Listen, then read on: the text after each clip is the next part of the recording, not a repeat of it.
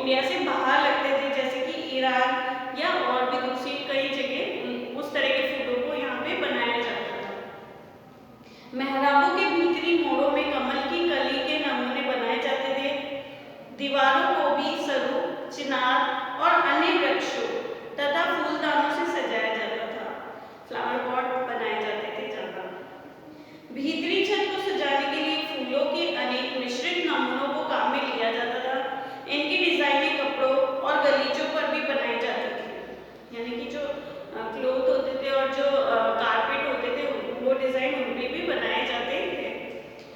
14, 15 and 16 century में दीवारों और गुंबदों की सतहों पर टाइलें भी लगाई जाती थी। उस समय लोकप्रिय रंग नीला यानी ब्लू कलर ज्यादा यूज किया जाता था। फिरोजी, हरा और पीला थे।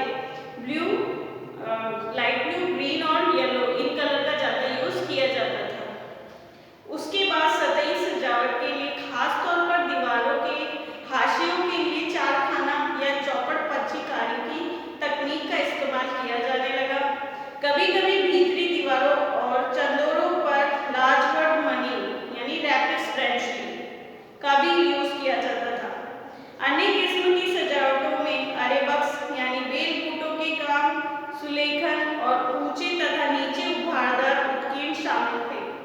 जालियों का प्रयोग भी बहुतायत से किया जाता था। उच्च उभारदार उत्कीर्ण त्रिआयामी जैसा दिखाई देता था। त्रिआयामी यानी 3D रिफ्लेक्ट करता था। चापे, मेहराबें सादी और सिमटी हुई थी और कभी-कभी ऊंची और तीखी भी होती थी। 16th सेंचुरी और उसके आगे जो चापें थी वो तिपुलिया या बहुत से बेल बूटे वाली बनाए जाने लगे। चापों के स्तंभ गोल आभूषणों या उभरा हुआ नक्काशी से सजे होते थे। व्योम रेखा केंद्रीय गुंबद एवं अन्य छोटे गुंबदों, छतरियों और छोटी-छोटी मीनारों पर मिला-जुला दृश्य प्रस्तुत करती थी। केंद्रीय गुंबद की चोटी एक उल्टे कमल पुष्प का नमूना और एक धातु या पत्थर का कलश होता था। भवन निर्माण की सामग्री, कंस्ट्रक्शन के लिए जो मटेरियल यूज किया जाता था उसके बारे में देखेंगे। भवन निर्माण के लिए सबसे अधिक लोकप्रिय सामग्री जो थी वो रोड़ी कंक्रीट जो होती थी उस आदि से चिकनाई करने का मिलावट था। उस समय सभी भवनों की दीवारें काफी मोटी होती थी। इन दीवारों को चुनने के बाद उन पर चूने की लिपाई की जाती थी या पत्थर के चौके जड़े जाते थे। निर्माण में काम आने वाले कई तरह के पत्थरों का इस्तेमाल होता था, जैसे सैंडस्टोन, येलोस्टोन या मार्बल। इनका यूज किया जाता था। दीवारों को अंतिम रूप देने तथा आकर्षक बनाने के लिए अलग-अलग तरह की जो अलग-अलग कलर्स की टाइलें हुआ करती थी उसका यूज किया जाता था। 17th सेंचुरी के स्टार्ट होते भवन निर्माण के कार्य में ईंटों का भी यूज किया जाने यानी ब्रिक्स भी यूज की जाने लगी बाद में। इससे निर्माण कार्य में अधिक सरलता और नम्यता आ गई। इस चरण की मुख्य बात यह थी कि यह स्थानीय सामग्रियों पर निर्भरता बढ़ गई थी, यानी कि स्टार्टिंग में पहले तो पत्थरों का यूज किया जाने लगा, बड़े-बड़े पत्थरों को काट-काट के उनको यूज किया जाने लगा।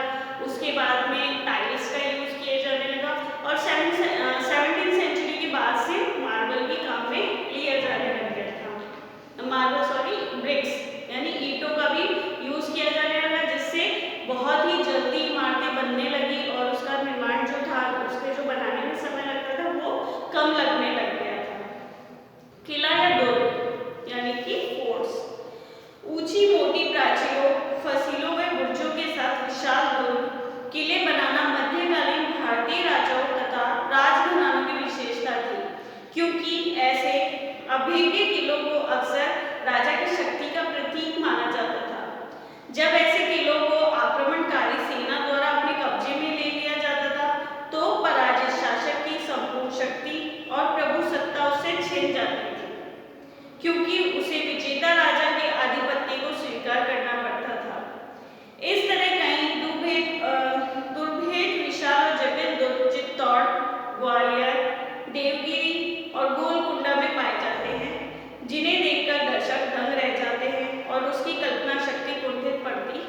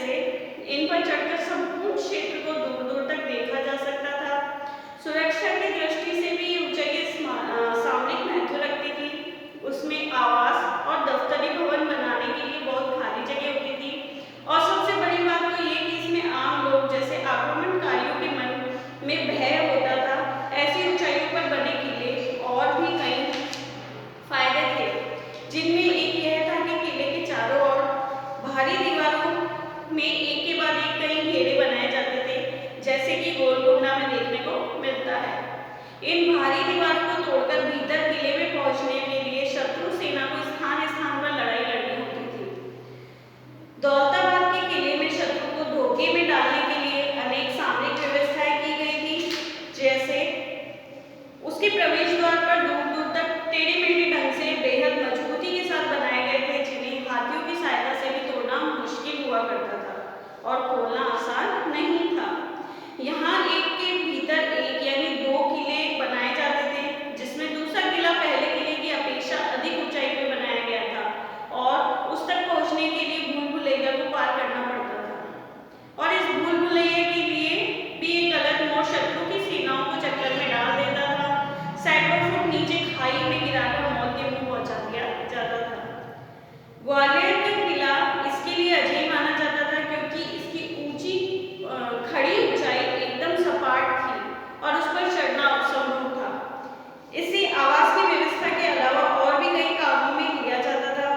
बाबर को वैसे तो हिंदुस्तान की बहुत सी चीजों में कोई अच्छाई नहीं दिखाई दी, पर वह भी ग्वालियर के किले को देखकर भयभीत हो गया था। चित्तौड़गढ़ को एशिया का सबसे बड़ा किला माना जाता है और ये सबसे लंबे समय तक शक्ति का केंद्र बना रहा। इसमें कई तरह के भवन हैं, जिसमें कुछ विजय और वीरता को के स्मारक स्तंभ एवं शिखर हैं। इसमें अनेक जलाशय हैं। इसके किले के प्रधान सेनापतियों तथा सैनिकों के साथ अनेक वीर गाथाएं जुड़ी हुई है। इसके अलावा इसमें ऐसे कई स्थल हैं जहाँ के नर नारियों के त्याग, तपस्या और बलिदान की याद दिलाते हैं। इन सभी किलों का एक दिलचस्प पहलू यह है कि इसमें स्थित राजमहलों ने अनेक शैलियों के आलंकारिक प्रभावों को बड़ी उदारता के साथ अपने आप में संजो रखा है। यानी हर एक किले का एक अलग